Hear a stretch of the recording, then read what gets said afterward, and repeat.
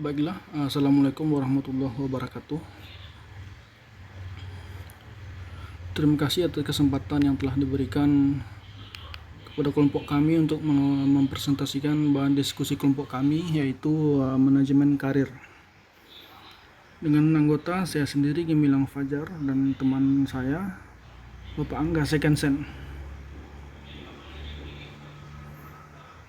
Pertama-tama saya akan membahas teorinya dulu, yaitu dasar-dasar manajemen karir. Karir adalah posisi pekerjaan yang dimiliki seseorang selama bertahun-tahun.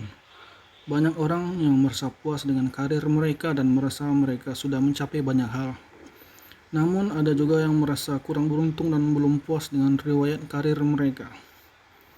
Kita dapat mendefinisikan manajemen karir sebagai proses untuk membuat karyawan dapat memahami dan mengembangkan dengan lebih baik keahlian dan minat karir mereka, dan untuk memanfaatkan keahlian dan minat ini dengan cara yang paling efektif, baik dalam perusahaan maupun setelah mereka keluar dari perusahaan. Dulu karir dipandang sebagai kemajuan linear ke atas dalam satu atau dua perusahaan, atau sebagai pekerjaan yang stabil dalam satu atau dua profesi. Sekarang karir seseorang adalah lebih mungkin diarahkan sendiri oleh orang yang bersangkutan, bukan organisasi, dan diubah oleh orang tersebut dari waktu ke waktu saat dia dan lingkungannya berubah. Program pengembangan karir saat ini cenderung memiliki fokus baru. Program perusahaan untuk pengembangan sebelumnya fokus pada masa depan karyawan dalam perusahaan saja. Saat ini realitas yang dihadapi adalah hampir semua orang harus mengalami perubahan tempat bekerja dan mungkin perubahan karir beberapa kali dalam masa kerja mereka. Oleh karena itu, penekanan saat ini adalah pada memfasilitasi manajemen pengembangan dan analisa diri sendiri.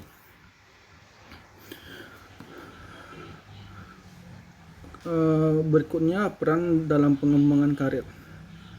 Di sini kami akan meringkas apa saja peran dari masing-masing pihak dalam pengembangan karir karyawan. Dari segi individu, peran dari individual karyawan tersebut adalah yang pertama, mengemban tanggung jawab untuk karir mereka sendiri. Kemudian menilai minat, keahlian, dan nilai-nilai.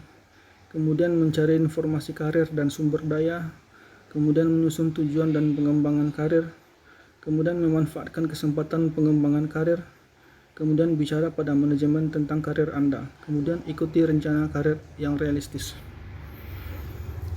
Peran dari manajer dalam pengembangan karir karyawan adalah yang pertama, memberikan umpan balik pada waktu yang tepat, berikan dukungan dan penugasan yang membangun, berpartisipasi dalam diskusi pengembangan karir, terakhir dukung rencana pengembangan karyawan.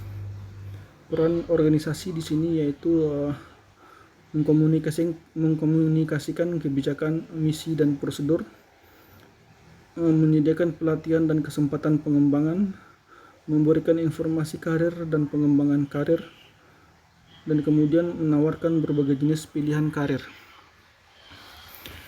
Selanjutnya, inisiatif pengembangan karir perusahaan yang inovatif. Inisiatif pengembangan karir perusahaan juga dapat memasukkan program-program inovatif seperti di bawah ini. Yang pertama, memberikan anggaran perorangan pada setiap karyawan. Yang kedua, menyediakan pusat karir di kantor maupun pusat karir online. Kemudian mendorong pertukaran atau perubahan peran. Kemudian membangun kampus perusahaan. Kemudian membantu mengorganisasikan tim keberhasilan karir. Kemudian menyediakan pelatih karir. Selanjutnya, mengatur promosi dan pemindahan karyawan.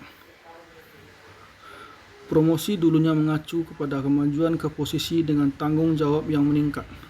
Pemindahan adalah penugasan ke posisi serupa atau lebih tinggi di bagian lain perusahaan. Ada 4 keputusan penting yang harus dipertimbangkan sebelum memutuskan melakukan promosi karyawan.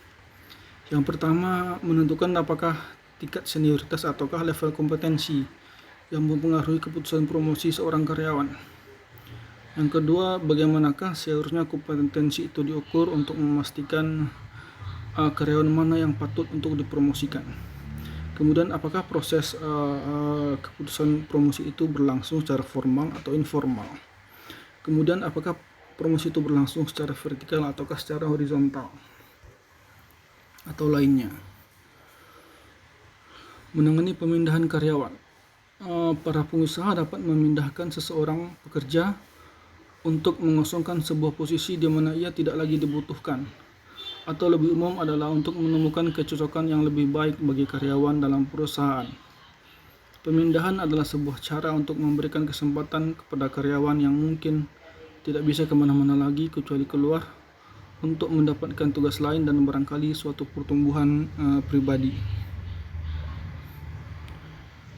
Kemudian meningkatkan nilai keberagaman melalui manajemen karir. Sumber-sumber bias dan diskriminasi dalam keputusan promosi. Di sini wanita dan orang kulit berwarna cenderung mengalami kemajuan yang lebih lambat dalam organisasi, dan bias serta hal-hal lain yang lebih sulit untuk dijelaskan sering menjadi penyebabnya. Faktor-faktor sekunder seperti memiliki sangat sedikit karyawan kulit berwarna di departemen perekrutan dapat menjadi penyebabnya. Kadangkala bias adalah sesuatu yang sifatnya tidak direncanakan dan tidak dapat dibuktikan. Dalam kasus apapun, baik bias maupun hal lain yang menjadi alasannya, penghalang seperti ini merupakan suatu realitas yang memang ada dan harus dihilangkan. Faktor-faktor yang menghambat perkembangan karir karyawan wanita dalam perusahaan diantaranya: yang pertama, adanya anggapan wanita lebih mementingkan keluarganya dan tidak memiliki dedikasi pada pekerjaan. Yang kedua, kurangnya jumlah mentor wanita. Yang ketiga, berhadapan dengan keputusan karir versus keluarga. Yang keempat, jaringan informal dalam perusahaan yang mengecualikan wanita. Selanjutnya kita akan membahas tentang mengambil langkah-langkah untuk meningkatkan kualitas keberagaman dilihat dari perspektif wanita dan minoritas. Pengusaha dapat mengambil langkah-langkah untuk meningkatkan prospek karir dan promosi wanita dan kelompok minoritas. Mungkin hal terpenting adalah fokus kepada menyikapi dengan serius minat karyawan minoritas dan wanita.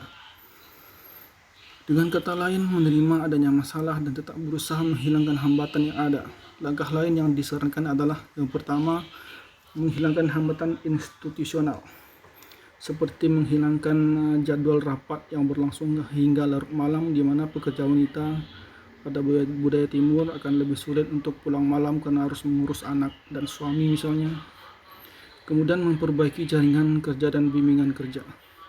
Kemudian mengeliminasi penghalang yang tidak jelas. Selanjutnya mengatur jadwal yang fleksibel dan jalur karir yang fleksibel. Selanjutnya kita akan membahas tentang manajemen karir dan komitmen karyawan.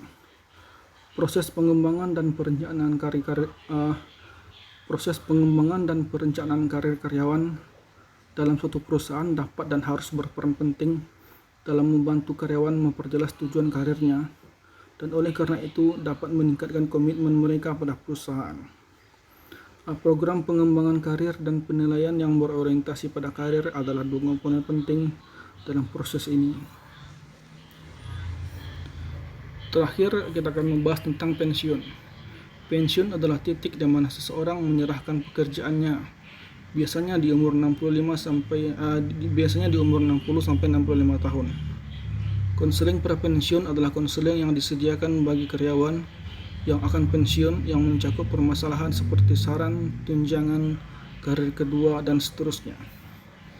Kecenderungan penting lainnya adalah memberikan pekerjaan paruh waktu kepada karyawan sebagai alternatif untuk pensiun yang ikhlas. Mengingat sekarang ini cukup banyak pekerja-pekerja yang memasuki usia pensiun, tetapi mereka masih berminat untuk bekerja, khususnya pada pekerjaan yang tidak terlalu menguras stamina. Kemudian prosedur pensiun juga harus mematuhi peraturan perundang-undangan.